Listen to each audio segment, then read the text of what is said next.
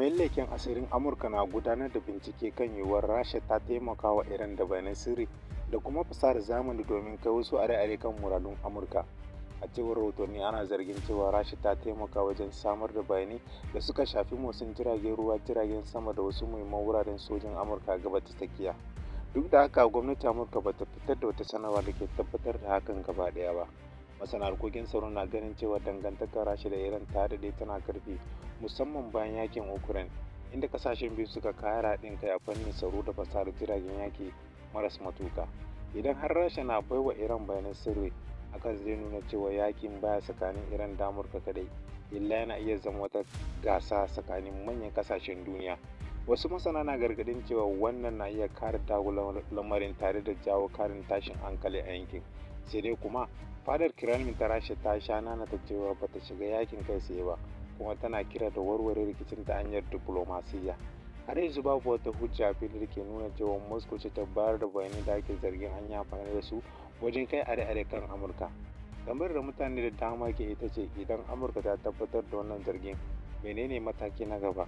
Shin za ta kakkaba sabbin takunkumi kan Rasha ne, ko kuwa hakan zai ƙara kusantar duniya zuwa wani sabon yanayi na yakin cacar baki?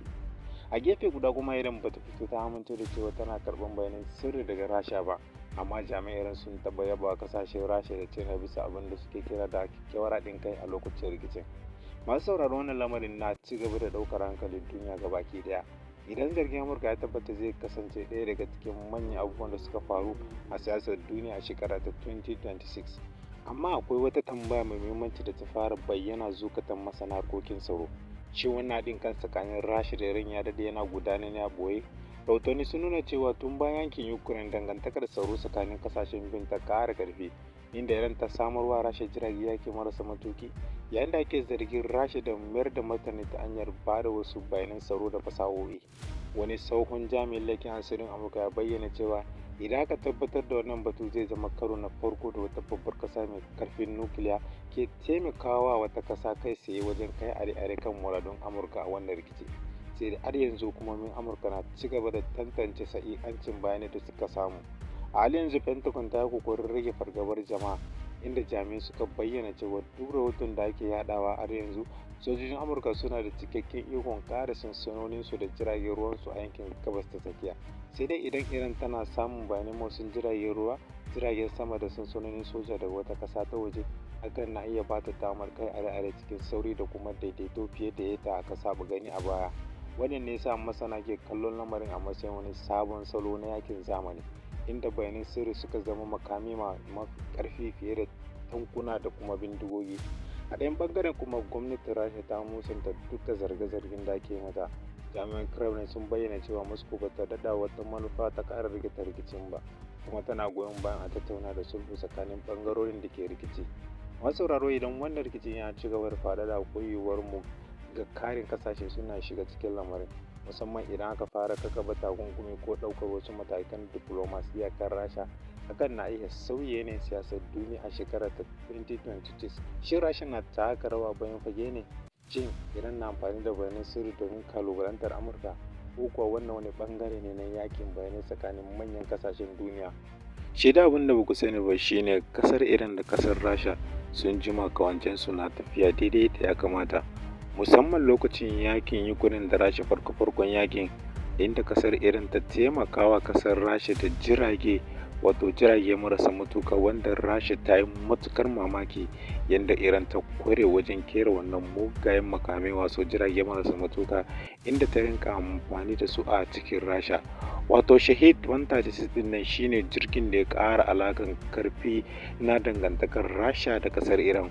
Ƙasar Rasha ta yi amfani da wannan jirage na ƙasar Iran fiye da 100 akan Ukraine, wanda ya sa ƙawancen ƙasar Iran da Rasha ke ta ƙara ƙarfi, ke ta ƙara inganci, a inda ma kwanakin baya ƙasar Rasha ta nemi ƙasar Amurka da ta dakatar da wannan shirye-shiryen kai harin da take a ƙasar Iran.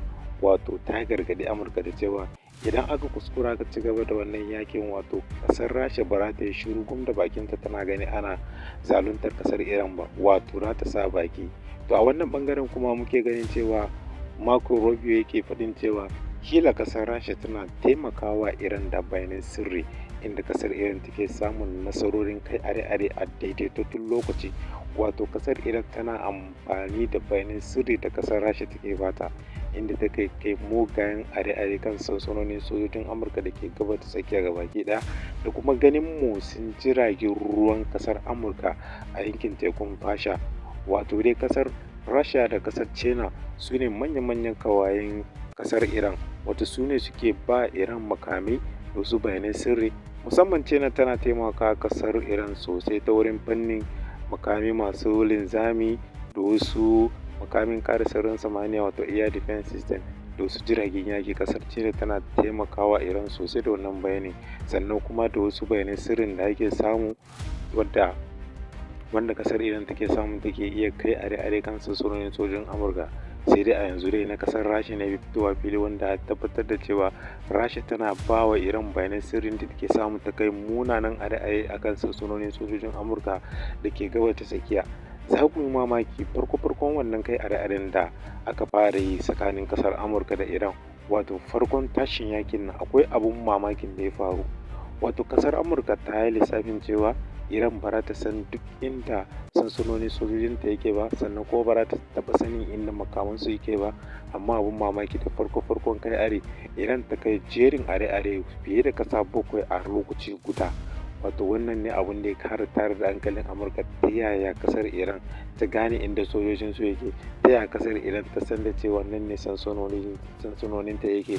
Wato a wancan lokacin kasar Rasha da China sun taimaka sosai wa kasar Iran wajen ta bata bayanan sirri da wasu jiragen leƙen asiri da wasu satellite wanda ke aska duk abun da kasar Amurka ta boye a gabas ta tsakiya. Duk wasu sansanonin Amurka da ke gabas ta tsakiya sai da Rasha ta haska duka Iran ta gani, ba abun da ya ɓoyu.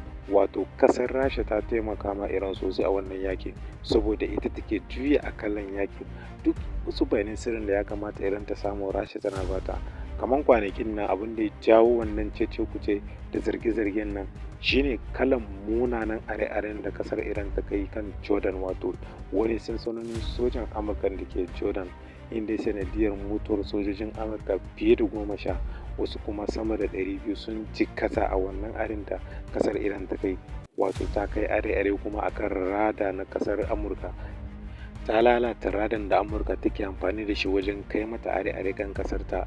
Wato Iran, maganar ta ɗaya ne, idan kun kuskura kun kawo mana are kan sansanonin wasu ƙasashe, wannan kasan za a mayar wa martani, sannan kuma mai ƙarfi, sannan kuma ba za su taɓa ja da baya ba. Rasha dai tana taimaka wannan yakin. Wasu suna ganin kamar Rasha ba ta taimakawa, ba ta cewa komai. Wato yakin ɓoye kasar Rasha take da Amurka, ita take taimaka ma kasar Iran da mugayen makamai da bayanan sirri, inda za su kai are-are a lokaci guda, sannan kuma arin ya je samu abun da aka kaiwa. Wannan shine babban dalilin da ya sa kawancen Rasha da kasar Iran da China yake ƙara ƙarfi.